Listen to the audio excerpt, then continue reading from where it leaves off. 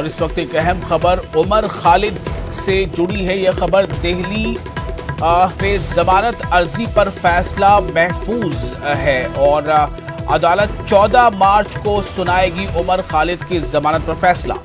ये एक अहम खबर है। उमर खालिद के जमानत के हवाले से समाअत जो है वो मुकम्मल हो चुकी है और उमर खालिद की जमानत अर्जी पर फैसला महफूज रखा गया है। उमर खालिद की जमानत अर्जी पर फैसला महफूज रखा गया है। उमर खालिद की जमानत अर्जी पर फैसला अदालत ने महफूज रखा है। कड़कर डूमा अदालत ने जमानत अर्जी पर फैसला महफूज रखा है और अदालत 14 मार्च को सुनाएगी ये फैसला। आया उमर खालिद की जमानत मंजूर होती है या नहीं, इसके लिए इंतजार करना होगा। 14 मार्च तक अदालत ने फैसले को महफूज रखा है। शुमाल मशरकी दिल्ली में फसादात के मुल्जिम है उमर खालिद। उमर खालिद जो जेएनयू के स्टूडेंट लीडर हैं, डॉक्टर उमर खालिद, इनके जमानत इनकी होगी या नहीं होगी, जमानत को लेकर कई बार समाअत होती रही है। अभी खबर यह है कि जमानत अर्जी पर समाअत मुकम्मल हो चुकी है, फैसला भी ले लिया गया है, लेकिन फैसला अभी महफूज रखा है अदालत ने। अदालत ने उमर खालिद की जमानत अर्जी पर फैसले को महफूज रखा है। शुमाल मशरकी दिल्ली में फसादात के मुल्जिम है उमर खालिद और उमर खालिद को फैसला सुनाया जाना या उनकी जमानत अर्जी पर अदालत ने क्या फैसला लिया है, ये मंजर-ए-आम पर आएगा 14 मार्च को। 14 मार्च को फैसला सुनाया जाएगा। फैसला महफूज जरूर रखा गया है, लेकिन ये जरूर बता दिया गया कि ये फैसला कब सुनाया जाएगा। तो इसके पीछे बहुत सारी वजूहात होती हैं। हमारे सुशील नुमाइंदे हमारे साथ जुड़ चुके हैं, हमारे नुमाइंदे दिल्ली से सुशील पांडे। सुशील, क्या अपडेट मिल रही है और उमर खालिद के जो वकील हैं वो इस बात से कितने पुरउम्मीद हैं या नहीं है, फैसला 14 तारीख तक के लिए महफूज रखा गया है? सुशील जी देखिए, बिल्कुल साफ तौर से इस पूरे मामले को अगर देखें तो किस तरह यूएपीए को लेकर दिल्ली पुलिस की जांच उमर खालिद के मामले में आगे बढ़ी, उसकी भी बात फिलहाल उनके वकील के द्वारा रखी गई। और सबसे महत्वपूर्ण बात कि जिस तरह दिल्ली पुलिस की तरफ से तमाम चीजें जांच में रखी गई और जिसमें जो कमियां निकाली गई और ये बताया गया कि व्हाट्सएप ग्रुप पे किस तरह उमर खालिद ने लोगों को इकट्ठा होने की फिलहाल कवायद की और ये कहा कि आप भारत के खिलाफ यहाँ पर इकट्ठा हो और सीएनआरसी को लेकर बोलें।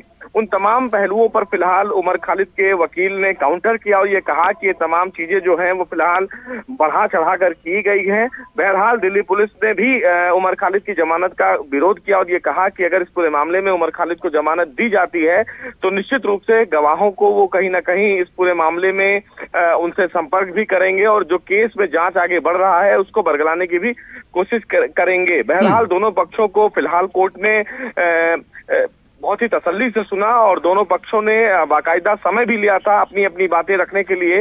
कोर्ट में अमिताभ रावत ने फिलहाल दोनों पक्षों की दलीलों को सुना है और अपना फैसला सुरक्षित रखा है। 14 मार्च को फिलहाल उमर खालिद की जमानत पर बड़ा फैसला करडूमा कोर्ट सुनाएगा। और सबसे महत्वपूर्ण बात है कि अगर इस पूरे मामले में उमर खालिद को जमानत मिलती भी है तो निश्चित रूप से इस पूरे केस में कई और जो आरोपी फिलहाल दिल्ली दंगा मामले में अभी बंद हैं यूएपीए के तहत, उनको भी राहत मिलने की उम्मीद आएगी। तो निश्चित रूप से उमर खालिद की जमानत आने वाले समय के लिए एक बड़ी, कहीं ना कहीं तमाम लोगों के लिए हो सकता है एक राहत हो या फिर उन तमाम लोगों के लिए एक बड़ी मुश्किलें पैदा करे। हालांकि दिल्ली पुलिस की तरफ से उमर की जमानत का विरोध किया गया है, लेकिन उमर खालिद की जमानत का विरोध कोर्ट कितना कंसीडर करता है ये आने वाले 14 मार्च को ही पता चलेगा। मैं सुशील आपसे एक सवाल करना चाहूंगा अपने नाजरीन के लिए कि आम तौर से फैसले को महफूज रखना और फिर उसका ऐलान कुछ दिनों के बाद करना, यहाँ तो अदालत ने तारीख भी बता दिया है कि 14 मार्च को इस फैसले का ऐलान किया जाएगा। इसके पीछे की वजूहात इन जनरल क्या होती हैं? जी देखिए, फिलहाल कोर्ट जब फैसला फिलहाल सुरक्षित रखता है और एक तय समय की तारीख देता है तो ये कहीं ना कहीं अदालतों को ये बेहतर पता होता है कि 14 मार्च या फिर कोई भी तारीख इसलिए बताई जाती है कि इस तारीख तक वो फिलहाल अपना फैसला सुना देंगे। क्योंकि फैसला सुरक्षित रखने के पीछे वजह ये होती है कि दोनों पक्षों की दलीलों को सुनने के बाद कोर्ट अपना फिलहाल फैसला लिखना शुरू करता है और कोर्ट दोनों पक्षों की दलीलों को ध्यान में रखते हुए फैसला देते हुए आगे बढ़ता है कि क्या जो फैसला कोर्ट देने वाला है उस फैसले का असर आने वाले जो केस हैं उस पर अच्छा पड़ेगा या बुरा पड़ेगा, इन तमाम चीजों को रखता है। और जो तमाम दलीलें फिलहाल दोनों पक्षों की तरफ से दी जाती हैं उन दोनों पक्षों को फिलहाल निष्पक्ष रूप से जो अदालत की सुनवाई करने वाले जज होते हैं वो ध्यान में रखते हुए देते हैं कि आखिर पलड़ा किसका भारी होगा। ये अदालत को ही आखिरी फैसला करना है, लेकिन अदालत ये देखती है कि जब दोनों पक्षों की तरफ से जो दलीलें दी गई हैं, इलेक्ट्रॉनिक एविडेंस पेश किए गए हैं, व्हाट्सएप चैट्स पेश किए गए हैं और जो फिलहाल दिल्ली पुलिस इस मामले में जांच को लेकर आगे बढ़ी है, वो जांच वाकई कितनी तेजी से आगे बढ़ी है या उसमें कोई लूप होल है, इन तमाम पहलुओं को वो कंसीडर करने के बाद एक बड़ा फैसला लिखते हैं। क्योंकि अदालत जब कोई फैसला सुरक्षित रखती है तो उसके बाद जब अपना फैसला सुनाती है तो अपने फैसले में उस केस से जुड़े हुए तमाम पहलुओं का जिक्र करती है। और अमूमन ये देखा गया है कि इस प्रकार के कोई बड़े केसेस आते हैं तो उसमें अदालत अपने तरफ से भी कुछ चीजें जोड़ती है ताकि उसका भविष्य में जो फिलहाल सुनवाई हो तो उसका इम्पैक्ट करे। तो यही वजह होती है कि अदालत जो है अमूमन फैसला सुरक्षित रखती है। बहुत बड़े केसेस में फिलहाल डेट का ऐलान करती है कि वो इस तारीख को अपना फैसला सुनाएंगी। उमर खालिद दिल्ली दंगे से जुड़े हुए एक बड़े आरोपी है। यूएपीए के तहत उनको फिलहाल बुक किया गया है। उनके साथ साथ कई फिलहाल जो आरोपी हैं वो भी जेल में बंद हैं। शर्जील इमाम भी एक बड़ा नाम है। तो निश्चित रूप से इन तमाम लोगों की जमानतों का भी असर उमर खालिद की जमानत के केस के सुनवाई पर भी पड़ेगा। तो निश्चित रूप से इस पूरे फैसले पर नजर सबकी रहेगी कि उमर खालिद के मामले में अदालत क्या पक्ष को बेहतर से तरीके से देखती है और क्या वाकई अदालत को लगता है कि उमर खालिद को इतने लंबे समय से फिलहाल कोर्ट में जेल में रखने की अब फिलहाल जरूरत है या नहीं। इन तमाम पहलुओं को देखने के बाद ही फैसला अदालत सुनाती है। जी बिल्कुल। सुशील, मैं एक चीज सिर्फ आपसे ये जानना चाहूंगा कि वो कौन से ऐसे पॉइंट्स हैं, कौन सी ऐसी दलील है जिसके बिना पर उमर खालिद को या उनके वकील को यह लगता है कि फैसला उनके हक में आ सकता है, क्योंकि काफी लंबे अरसे तक उमर खालिद ने वो जेल में बिताया।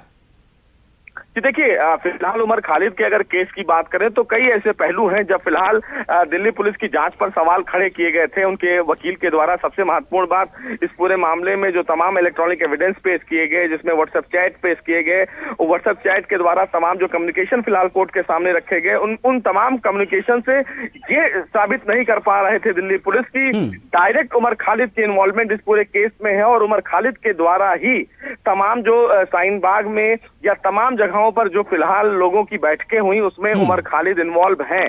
वो एक बड़ा व्हाट्सएप ग्रुप बनाया गया था जिसमें फिलहाल उमर खालिद और शर्जील इमाम थे, लेकिन उनके उस व्हाट्सएप चैट में ऐसी कोई भी विवादास्पद बातें नहीं कही गई हैं। हालांकि दिल्ली पुलिस की तरफ से 2-4 वीडियो भी कोर्ट में रखे गए जिसमें भड़काऊ भाषण की भी बात कही गई, लेकिन ऐसे में उनकी वकील के द्वारा ये कहा गया कि लोकतंत्र में अपने सरकार की कमियों को बोलना फिलहाल देशद्रोह के दायरे में नहीं आता है। और जिस फिलहाल भाषण दिए गए उससे नहीं लगता है कि उमर खालिद इस पूरे मामले में आरोपी हैं। तो ऐसे कई जो पॉइंट्स हैं वो फिलहाल उमर खालिद के वकील के द्वारा रखा गया है, जिस पर कहीं ना कहीं दिल्ली पुलिस भी ठीक से काउंटर करती हुई नजर नहीं आई। अब बड़ा सवाल ये है कि इन तमाम दलीलों को कंसीडर कैसे करता है, ये बड़ा सवाल होगा, क्योंकि फैसला अदालत को करना है। हालांकि दिल्ली पुलिस की तरफ से दलील देते हुए ये भी कहा गया कि अगर उमर खालिद को जमानत दी जाएगी तो केस पर बड़ा असर देखने को मिलेगा और ऐसे में आने वाले जो जांच होगी उस पर प्रभाव पड़ेगा। लेकिन आखिरी फैसला अदालत को लेना है कि क्या इस केस में अब उमर खालिद को और लंबे समय तक कस्टडी में रखा जाना चाहिए या नहीं रखा जाना चाहिए। क्योंकि कई ऐसे केसेस हैं जिसमें अभी हाल ही में दिल्ली पुलिस के द्वारा सप्लीमेंट्री चार्जशीट दाखिल की गई है। तो ऐसे कई केसेस हैं जिसमें उमर खालिद अभी भी आरोपी है और मुकदमा चल रहा है। लेकिन अगर दिल्ली दंगे से जुड़े इसमें उमर खालिद को जमानत दी जाती है तो ये दिल्ली पुलिस के लिए भी एक बड़ा सेटबैक होगा और इसीलिए दिल्ली पुलिस ने भी उमर खालिद की जमानत अर्जी का जमकर विरोध किया। लेकिन बड़ा सवाल इस मामले में देखने वाली ये भी होगी कि क्या दिल्ली पुलिस के उन तमाम दलीलों से कोर्ट संतुष्ट होता है या फिर नहीं। ये 14 मार्च को ही तस्वीर साफ। बहुत शुक्रिया आपका सुशील पांडे, बहुत तफसील के साथ तमाम बातों को समझाने के लिए। तो